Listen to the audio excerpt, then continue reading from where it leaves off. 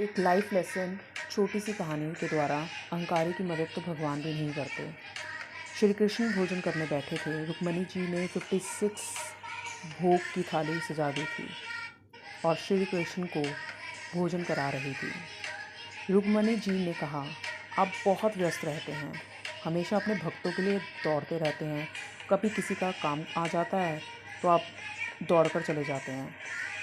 आज बैठे हैं तो आराम से भोजन करिएगा।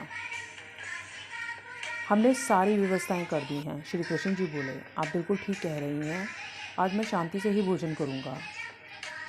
भगवान रोटी खाने के लिए हाथ मुंह के पास लाए ही थे कि उन्हें कुछ ध्यान आया। वह रुक गए और रोटी का टुकड़ा फिर से थाली में रख दिया और खड़े हो गए। उन्होंने रुक्मणी से कहा, मैं अभी आता हूँ। रुक्मणी ने कहा, अब आप खाना छोड़कर कहाँ जा रहे हैं? श्री कृष्ण बोले, मेरा एक भक्त है, बहुत डूब कर मेरी भक्ति करता है, किसी को कुछ नहीं बोलता, शांत रहता है। लोग उसे पागल समझ बैठे हैं, कभी मार देते हैं, कभी कुछ कर देते हैं, कभी गाली सुना देते हैं, कभी उसका हक मार लेते हैं, लेकिन आज तो अति ही हो गई है। लोग उसे पत्थर मार रहे हैं, वह मेरा ही नाम ले रहा है, तो मुझे उसकी मदद के लिए जाना पड़ेगा। श्री कृष्ण 2 कदम आगे बढ़े ही थे और रुक गए। वे फिर से रुक्मणी के पास आ गए। रुक्मणी जी ने कहा, आप तो लौट आए, क्या हुआ? आप भक्त की मदद के लिए नहीं जा रहे? श्री कृष्ण बोले, अब बस वह मेरी ज़रूरत नहीं है, वहाँ मेरी ज़रूरत नहीं है, उसे मेरी ज़रूरत नहीं है, क्योंकि मेरे भगत ने भी पत्थर उठा लिया है। सीख, इस कथा का जो संदेश है वो सिर्फ इतना सा है, अगर आपकी ज़िम्मेदारी खुद भगवान लेता है तो वो आपकी सुरक्षा करता है।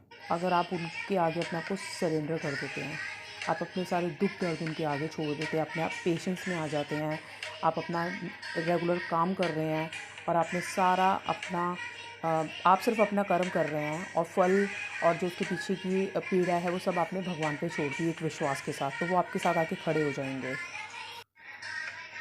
पर इसका मतलब ये नहीं कि आप कर्म ही नहीं करेंगे, कर्म आपको करना है, पर बिना क्रोध के, बिना अहंकार के, बिना किसी के लिए किसी से बदला लेने की इच्छा से, शुद्ध भाव से अगर आप रहते हैं और आप सिर्फ अपना कर्म करते हैं तो भगवान भी आपकी मदद करते हैं।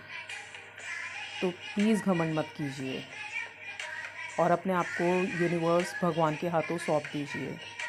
जिसने आपको इस सृष्टि पे भेजा है वो आपको भेजने से पहले उसने आपका अन्न पानी का इंतज़ाम भी किया है, उसने आपके लिए सब कुछ निश्चित कर रखा है। तो जब आप कोई काम करते हैं शांति से, पॉजिटिव माइंड से कीजिए, वो आपके साथ हमेशा खड़ा है। बस आपसे कर्म की इच्छा रखते हैं, आप कर्म कीजिए और बाकी सब उन पे छोड़ दीजिए।